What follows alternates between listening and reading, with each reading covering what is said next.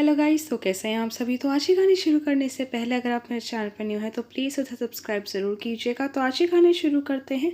अरे ननंद रानी जी, तुमने तो मेरी बेटी की कमी पूरी कर दी। कमला जी अपनी ननंद के साथ रहती थी। उनका बेटा वकील बनना चाहता था। 12वीं पास करते ही वह पुणे आगे के कोर्स के लिए चला जाता है। पढ़ाई और ट्रेनिंग पूरी करने के बाद वह एक बड़ा वकील बन जाता है।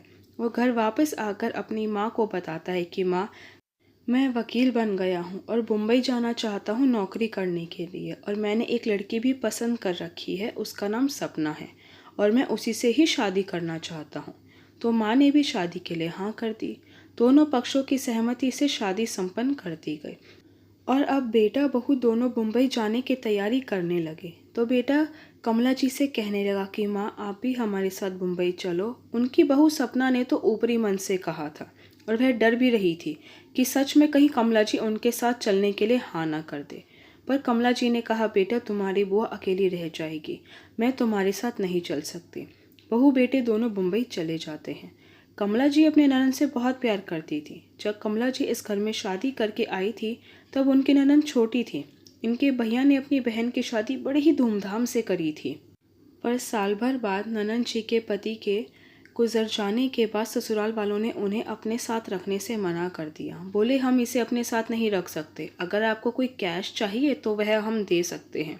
पर मेरे पति ने कहा था, मेरी बहन आप लोगों की दहलीज पर कभी पैर नहीं रखेगी। उन्होंने अपनी बहन को दूसरी शादी के लिए भी खूब मनाया, पर ननद जी दूसरी शादी के लिए कभी तैयार नहीं हुई। तो इसलिए उसके भैया ने उसके लिए एक बुटीक खुलवा दिया ताकि वह अपने पैरों पर खड़ी हो सके। एक दिन एक्सीडेंट में इनकी भी मौत हो गई। रह गई बस हम, ननंद भाभी।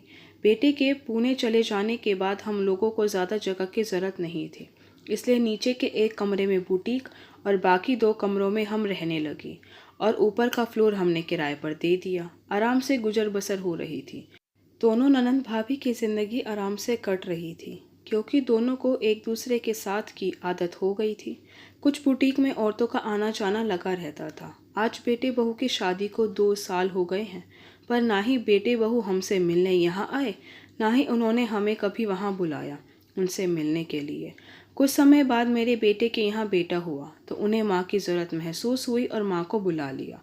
तो ननंद ने भी कहा, भाभी कुछ दिन आप चले जाइए, यहाँ सब जान पहचान के है तो कोई डर वाली बात नहीं है। बेटे ने टिकट बुक करवा दी और ननंद भाभी को ट्रेन में बैठा आई।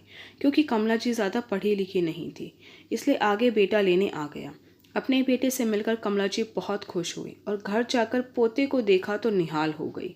उनका पोता 2 महीने का हो गया था, पर बिना बेटे के बुलाए वह उसे देखने कैसे आती। बहू ने अपनी माँ को बुलाया हुआ था और अब वह चली गई थी तो उनके बेटे ने कमला जी को बुला लिया था। आते ही कमला जी ने मुन्ने को संभाल लिया था।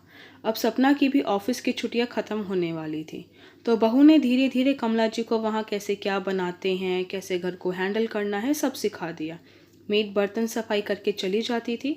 कमला जी सुबह का नाश्ता, टिफिन, अपना खाना, पूरा दिन मुन्ने को संभालना, उनका पूरा दिन ऐसे ही निकल जाता था।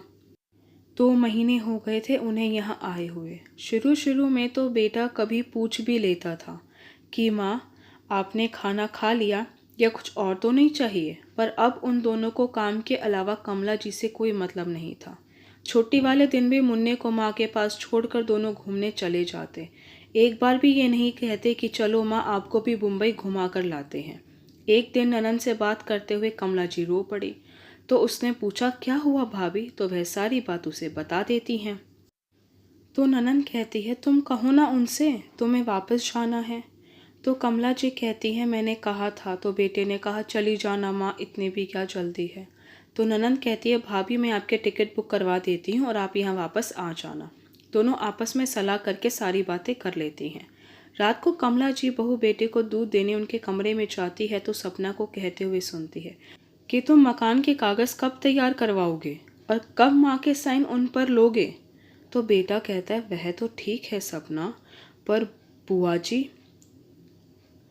वो कहाँ जाएंगी। तो सपना कहती है, अरे वृद्धाश्रम में चली जाएगी, नहीं तो कहीं किराए पर कमरा लेकर रह लेगी। माँ को मुन्ने के बड़ा होने तक यहाँ रख लेंगे, फिर उन्हें भी वृद्धाश्रम भेज देंगे। फ़ोन नंबर भी बदल देंगे तो माँ की और बुआ की कभी बात ही नहीं होगी और ना उन्हें कुछ पता चलेगा।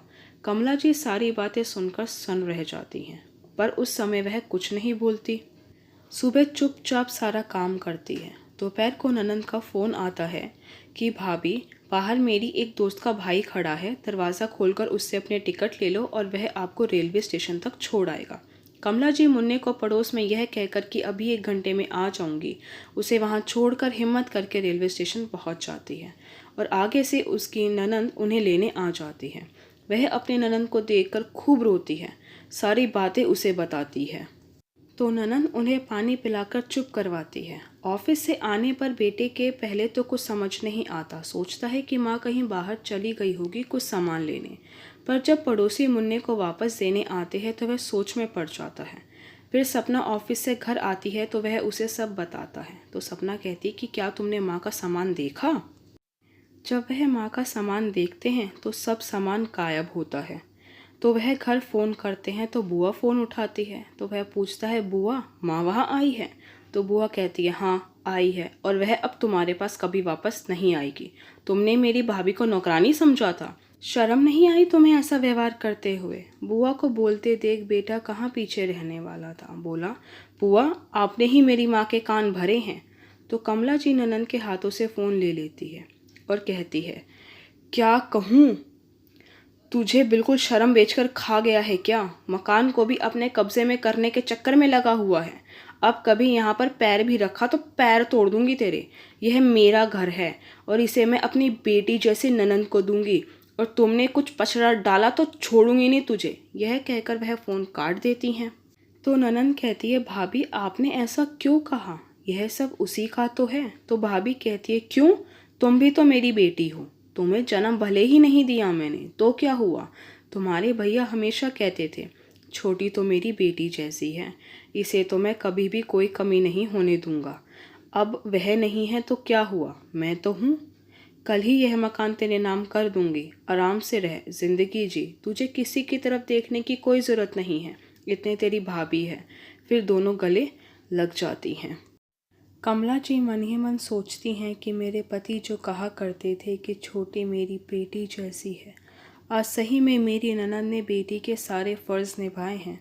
सही मायने में मेरी ननद ने मेरी बेटी का रूप ले लिया है। अगर आज वो नहीं होती तो शायद मैं अपने बेटे के घर घुट घुट के जी रही होती।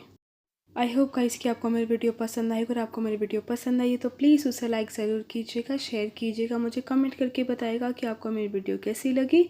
अगर आपने अभी तक मेरे चैनल को सब्सक्राइब नहीं किया है तो प्लीज़ उसे सब्सक्राइब ज़रूर कीजिएगा। Thank you so much guys मेरी वीडियो देखने के लिए।